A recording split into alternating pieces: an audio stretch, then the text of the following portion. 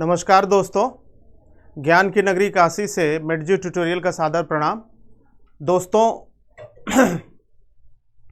पिछले वीडियो में मैंने Gauss theorem, electric flux Gauss theorem कराया था और उस पर बेस्ड क्वेश्चंस कराए थे। आज मैं आपको applications of Gauss theorem discuss करने जा रहा हूं। तो एप्लीकेशंस ऑफ गॉस थ्योरम में हम लोग लाइन चार्ज, प्लेन शीट और हॉलो स्फेरिकल शेल, ये तीन इम्पॉर्टेंट कॉन्सेप्ट्स हैं जिसमें डेरिवेशन भी है और क्वेश्चंस भी हैं, वही डिस्कस करेंगे हम लोग। तो गॉस थ्योरम मैंने आपको लास्ट क्लास में बताया था कि गॉस थ्योरम का स्टेटमेंट मैंने आपको बताया था कि अगर कोई चार्ज Q इनक्लोज्ड है किसी सरफेस के अंदर और एक स्मॉल पैच हम कंसीडर करें, तो इस पैच के लिए फील्ड वेक्टर और एरिया वेक्टर ds वेक्टर के बीच एंगल अगर थीटा है, तो मैंने आपको बताया था कि गॉस लॉ कहता है कि जो फ्लक्स पास होगा या number of field line passing through this considered surface वो 1/ε0 times of the charge enclosed होगा। तो इसी को फ्लक्स के लिए मैंने आपको बताया था integration E vector dot ds vector is equal to Q/ε0। ये मैंने गॉस थ्योरम लास्ट क्लास में बताया था और इस पर बेस्ड कुछ क्वेश्चंस मैंने आपको कराए थे। आज के इस वीडियो में मैं आपको एप्लीकेशंस ऑफ गॉस थ्योरम करा रहा हूं और एप्लीकेशंस ऑफ गॉस थ्योरम में फर्स्ट है लाइन चार्ज। लाइन चार्ज ये एक इम्पॉर्टेंट डेरिवेशन है जो कि अक्सर एग्जाम्स में पूछी जाती है, सब्जेक्टिव एग्जाम में। तो लाइन चार्ज की डेरिवेशन हम गॉस थ्योरम यूज करके लाइन चार्ज की इलेक्ट्रिक इंटेंसिटी निकालेंगे। तो अगर ये लाइन चार्ज है, ये एक लाइन चार्ज है, इसकी चार्ज डेंसिटी लैम्डा है। ये लाइन चार्ज है, इसकी चार्ज डेंसिटी लैम्डा है, लैम्डा इसकी चार्ज डेंसिटी है। एक r डिस्टेंस पे कोई पॉइंट है, ये पॉइंट r डिस्टेंस पे है, यहाँ से पास होता हुआ एक सिलिंड्रिकल गॉसियन सरफेस मानेंगे। एक सिलिंड्रिकल गॉसियन सरफेस इस तरह से कंसीडर कर लेंगे और ये जो सिलिंड्रिकल गॉसियन सरफेस है, ये लाइन चार्ज उसकी एक्सिस पे लाई करेगा। ये सिलिंड्रिकल गॉसियन सरफेस है, लाइन चार्ज उसकी एक्सिस पे लाई करेगा। अब ये जो पॉजिटिव लाइन चार्ज है, इसकी फील्ड लाइन चार्ज से अवे इस डायरेक्शन में होगी। अगर मैं इसको E कंसीडर करता हूं तो इलेक्ट्रिक फील्ड का डायरेक्शन लाइन चार्ज के चारों तरफ, जैसे ये लाइन चार्ज अगर है तो इसके चारों तरफ बाहर की तरफ होगी, ये लाइन चार्ज होगी। अगर हम एक स्मॉल पैच इस सर्कुलर सेक्शन को देखें और एक छोटा सा स्मॉल पैच इस पे कंसीडर करें और इस सिलिंड्रिकल सरफेस पे एक छोटा सा पैच कंसीडर करें और इस सर्कुलर सेक्शन पे एक स्मॉल छोटा सा पैच कंसीडर करें, तो इस पैच के लिए फील्ड वेक्टर और एरिया वेक्टर के बीच एंगल 0 डिग्री होगा, क्योंकि मैंने आपको बताया था कि ऑलवेज जो एरिया वेक्टर होगा वो नॉर्मल आउटवर्ड एरिया वेक्टर लिया जाता है। इस लाइन चार्ज की फील्ड राइट होगी और इस पैच के लिए एरिया वेक्टर राइटवर्ड होगा। इसी तरह से इस पैच के लिए फील्ड वेक्टर ये होगा और एरिया वेक्टर जो है वो इस तरह से हो जाएगा। ये जो पैच है इस तरह से, तो इसका एरिया वेक्टर नॉर्मली डाउनवर्ड इस तरह से हो जाएगा। इस पर्टिकुलर पैच के लिए देखें तो इलेक्ट्रिक फील्ड वेक्टर ये होगा और इसका नॉर्मल आउटवर्ड एरिया वेक्टर इधर हो जाएगा।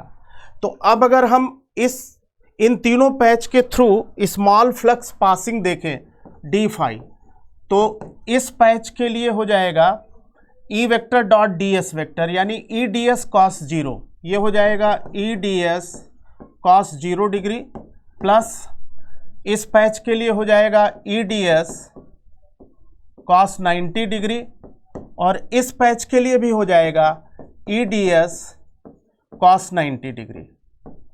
cos 0 डिग्री की वैल्यू 1 होती है और cos 90 डिग्री की वैल्यू 0 होती है, तो ये हो जाएगा E इंटू ds और इसकी वैल्यू 0 होगी और इसकी वैल्यू भी 0 हो जाएगी। तो ये d∅, small flux passing through these patches, ये छोटे छोटे पैचेज जो लिए गए हैं इनके थ्रू इतना फ्लक्स पास होगा। तो हमें इस पूरे सिलिंड्रिकल सरफेस के थ्रू कितना फ्लक्स पास हो रहा है ये निकालना है। तो टोटल फ्लक्स निकालने के लिए टोटल फ्लक्स निकालने के लिए हमें closed integration of d phi लेना होगा, यानी ये जो डी फाई है उसका क्लोज्ड इंटीग्रेशन ये हो जाएगा E closed integration of d s. अगर इस सिलेंडर की लेंथ हम एल मान लें, इसकी लेंथ एल है और इसका रेडियस स्मॉल आर कंसीडर कर लें, लेंथ एल और रेडियस स्मॉल आर कंसीडर कर लें, तो ये हो जाएगा ई मल्टीप्लाइड बाई इसकी सरफेस एरिया 2 पाई आर एल, 2 पाई आर एल सिलेंडर की कर्व्ड सरफेस एरिया हो गई। तो इतना फ्लक्स पास होगा गॉसियन सरफेस से। अब इसके बाद हम लिखेंगे बाई गॉस लॉ फाई जो है अगर क्यू बाई एप्सिलॉन नॉट है, फाई अगर क्यू बाई एप्सिलॉन नॉट है तो यहां हम लिख सकते हैं फाई की जगह ई इंटू 2 पाई आर एल, ई इंटू 2 पाई आर एल, ये हो जाएगा Q by epsilon naught. Q by epsilon not हो गया। तो इसको सॉल्व करने से ई की जो वैल्यू आ जाएगी वो वैल्यू जो है हम ले सकते हैं, ई की वैल्यू यहाँ से सॉल्व करने पे जो आएगी वो इस तरह से हो जाए। यहाँ से फिर हम अगर ई निकालें तो ये हो जाएगा Q upon 2 pi epsilon naught r l, Q upon 2 pi epsilon naught r l. Q by l जो है वो चार्ज डेंसिटी है। Q बाई एल क्या है आपको पता है, lambda is equal to Q by l, Q by l ये चार्ज डेंसिटी है। तो Q बाई एल अगर चार्ज डेंसिटी है तो divided by 2 pi epsilon naught r, ये लाइन चार्ज की इलेक्ट्रिक फील्ड हो गई और ये फार्मूला हमने गॉस थ्योरम से डिराइव कर लिया। तो ये डेरिवेशन है लाइन चार्ज की। इस लाइन चार्ज की वजह से हमने इलेक्ट्रिक फील्ड जो है वो निकाल लिया इस लाइन चार्ज का, lambda by 2 pi epsilon naught r. अब इसके बाद इसमें सेकेंड जो डेरिवेशन है प्लेन शीट की वो देखते हैं, फिर इसके बाद जो है स्फेरिकल शेल और फिर उसके बाद न्यूमेरिकल्स, इस पे बेस्ड क्वेश्चंस है। तो सेकेंड जो है, सेकेंड एप्लीकेशन है प्लेन शीट का, plane sheet, infinite plane sheet. अगर ये प्लेन शीट है और इसकी चार्ज डेंसिटी सिग्मा है, ये प्लेन शीट है और इसकी चार्ज डेंसिटी सिग्मा है, इससे इसका जो सिलिंड्रिकल गॉसियन सरफेस है वो इस तरह से पास होगा क्योंकि शीट के दोनों तरफ फील्ड डाइवर्ज आउट होगी। अगर ये शीट है तो इधर भी चार्ज होगा, इधर भी होगा, इसकी फील्ड इधर जाएगी, इसकी फील्ड इधर जाएगी। एक इस स्मॉल पैच के लिए अगर इसकी चार्ज डेंसिटी चूंकि हमने सिग्मा ले रखी है तो फील्ड वेक्टर और एरिया वेक्टर ये सेम डायरेक्शन में होगा। इसी तरह से इस पैच के लिए फील्ड वेक्टर और एरिया वेक्टर इस डायरेक्शन में होगा। तो अगर हम स्मॉल फ्लक्स थ्रू पैचेस निकालें तो डी फाई हो जाएगा E D S cos 0 degree plus E D S cos 0 degree. इसके लिए E D S cos 0 degree, इसके लिए भी E D S cos 0 degree, तो ये हो जाएगा 2 E D S cos 0 degree. ये हो जाएगा 2 E into d S. Cos 0 की वैल्यू 1 होती है, कॉस 0 की वैल्यू 1 हो गई, ये डी फाई है, ये डी फाई है। अगर इस पूरे शीट की एरिया ए कंसीडर करें तो टोटल फ्लक्स हो जाएगा, टोटल फ्लक्स हो जाएगा इंटीग्रेशन ऑफ डी फाई, और ये हो जाएगा 2 E integration of d s. Integration of d s मतलब इस प्लेन शीट की एरिया, इस प्लेन शीट की एरिया हमने ए कंसीडर किया है तो इंटीग्रेशन ऑफ डी एस की जगह हमें ए लेना पड़ेगा। तो फाई हो जाएगा flux, phi is equal to 2 E into A, क्योंकि एरिया जो है वो इंटीग्रेशन ऑफ डी एस के बराबर है। अब गॉस लॉ अप्लाई कर दें, by Gauss law, by Gauss's law, phi is equal to Q by epsilon naught, और फाई अगर क्यू बाई एप्सिलॉन नॉट है तो ये हो जाएगा 2 E into A Q by epsilon naught. इसको हम लिख सकते हैं E is equal to Q by 2 epsilon naught A, और क्यू बाई ए जो है वो चार्ज डेंसिटी सिग्मा है। तो यहाँ से हम लिख सकते हैं electric field due to plane sheet sigma by 2 epsilon naught. ये इलेक्ट्रिक फील्ड आ गई प्लेन शीट की सिग्मा बाई 2 एप्सिलॉन नॉट। तो इस तरह से गॉस थ्योरम को यूज़ करके हमने प्लेन शीट की इलेक्ट्रिक फील्ड का फार्मूला डिराइव कर लिया, E is equal to sigma by 2 epsilon naught. तो ये दो डेरिवेशन हम लोगों ने की जो 3 मार्क्स में बोर्ड में पूछी जाती हैं। तीसरी जो डेरिवेशन है जनरली 5 मार्क्स में पूछी गई है, उसको करते हैं, फिर इस पर बेस्ड क्वेश्चंस करेंगे। थर्ड जो एप्लीकेशन है, थर्ड डेरिवेशन है स्फेरिकल शेल का है। स्फेरिकल शेल या हॉलो स्फीयर भी कहते हैं, स्फेरिकल शेल। इसमें जो है इंटरनल पॉइंट और एक्सटर्नल पॉइंट और सरफेस पॉइंट 3 अलग अलग केसेस में डिराइव होगा। तो इसमें पहला केस हम लोग लेते हैं, case 1, R greater than R। R greater than R का मतलब है ये स्फेरिकल शेल है और इससे स्मॉल r डिस्टेंस पे पॉइंट है। ये पॉइंट जो है स्मॉल r डिस्टेंस पे, यहाँ से पासिंग एक गॉसियन सरफेस लेते हैं, इसका रेडियस r है और चूंकि इस पर चार्ज q है, इस स्फेरिकल शेल पे चार्ज q है, एक स्मॉल पैच अगर हम कंसीडर करें इस गॉसियन सरफेस पे, तो यहाँ से फील्ड इस तरह जाएगी और एरिया वेक्टर भी इसी डायरेक्शन में होगा। तो यहाँ पे small flux through single patch लेंगे तो डी फाई हो जाएगा E D S cos 0 degree, E D S cos 0 degree, क्योंकि ये दोनों एक दूसरे के पैरेलल वेक्टर हैं। अब हमें इस पूरे गॉसियन सरफेस का फ्लक्स लेना है। जब तक गॉसियन सरफेस के अंदर ये स्फेरिकल शेल इनक्लोज नहीं होगा, गॉस लॉ अप्लाई नहीं हो सकता। तो हमने एक स्मॉल पैच का फ्लक्स लिखा, ई डी एस कॉस 0, ये हो गया ई इंटू डी एस, ये डी फाई है, ई इंटू डी एस ये डी फाई है। अगर पूरे गॉसियन सरफेस का लिखें तो phi is equal to closed integration of d phi होगा। इसको हम लिख सकते हैं E closed integration of d s. D s का मतलब हो गया इसकी सरफेस एरिया, इसकी सरफेस एरिया हो जाएगी। अगर क्लोज्ड इंटीग्रेशन की बात करें तो ये हो गया, ये वैल्यू हमने यहाँ पे पुट किया, तो E closed integration of d s, और ये हो जाएगा E multiplied by 4 pi R square. 4 pi R square इसलिए क्योंकि ये जो गॉसियन सरफेस है वो स्फेरिकल है, स्फेरिकल है तो 4 पाई आर स्क्वायर हो जाएगा। अब इसके बाद बाई गॉस लॉ, अगर गॉस लॉ अप्लाई कर दें तो गॉस लॉ कहता है phi is equal to Q by epsilon naught, phi is equal to Q by epsilon naught. तो हम यहाँ पे फाई की value E into 4 pi R square रख देंगे, E into 4 pi R square is equal to Q by epsilon naught. अब यहाँ से इलेक्ट्रिक फील्ड निकालनी है तो इलेक्ट्रिक फील्ड हो जाएगी, ये 4 पाई आर स्क्वायर नीचे आ गया तो ये आ जाएगा 1 by 4 pi epsilon naught Q by R square. ये इलेक्ट्रिक फील्ड हो गई। ये एक्सटर्नल पॉइंट पे हॉलो स्फेरिकल शेल की इलेक्ट्रिक फील्ड है 1 by 4 pi epsilon naught Q by R square. ये पहला केस है जब पॉइंट एक्सटर्नल है, यानी पॉइंट जो है स्फेरिकल शेल के बाहर है। दूसरा जो केस है, केस 2 ये है कि केस 2 यहाँ पे ये है कि R इक्वल्स टू R, यानी ये जो पॉइंट है वो सरफेस पे आ जाए।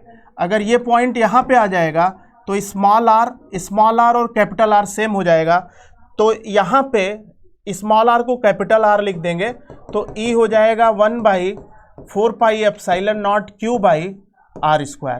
तो इस तरह से इतनी फील्ड जो है स्फेरिकल शेल के सरफेस पे लाई करेगी, यानी अगर ये स्फेरिकल शेल है तो इसके सरफेस पे इलेक्ट्रिक फील्ड की ये वैल्यू हो जाएगी। तीसरा जो केस है इसमें, थर्ड केस, इंटरनल पॉइंट का है, R लेस देन R। अगर इंटरनल पॉइंट है, कहने का मतलब ये है कि ये पॉइंट इसके अंदर आ जाए। मान लीजिए जैसे ये पॉइंट अंदर यहाँ पे आ गया, अगर इंटरनल पॉइंट है और सेंटर से डिस्टेंस स्मॉल r है तो चार्ज जो लाई कर रहा है वो सरफेस पे लाई कर रहा है, अंदर कोई चार्ज है नहीं, इस स्फेरिकल शेल के अंदर कोई चार्ज है नहीं। तो एक गॉसियन सरफेस यहाँ से पास कर देंगे और इस गॉसियन सरफेस के अंदर चार्ज की वैल्यू 0 है, चार्ज तो सरफेस पे लाई कर रहा है, तो गॉसियन सरफेस के अंदर चार्ज 0 है, तो इस गॉसियन सरफेस का फ्लक्स होगा जितना चार्ज इनक्लोज्ड है, charge enclosed divided by epsilon not, charge enclosed by epsilon not. Charge जो इनक्लोज्ड है वो 0 है तो 0 बाई एप्सिलॉन नॉट। तो इसका मतलब E इंटू ए, ये 0 हो गया, ये वैल्यू 0 है, 0, तो इसका मतलब इलेक्ट्रिक फील्ड इंटरनल पॉइंट पे 0 हो जाएगी। तो इस तरह से हॉलो स्फेरिकल शेल के अंदर इलेक्ट्रिक फील्ड की वैल्यू 0 हो जाएगी। तो स्फेरिकल शेल के ये 3 केसेस हो गए, case 1 external point, surface point case 2 और इंटरनल पॉइंट 0।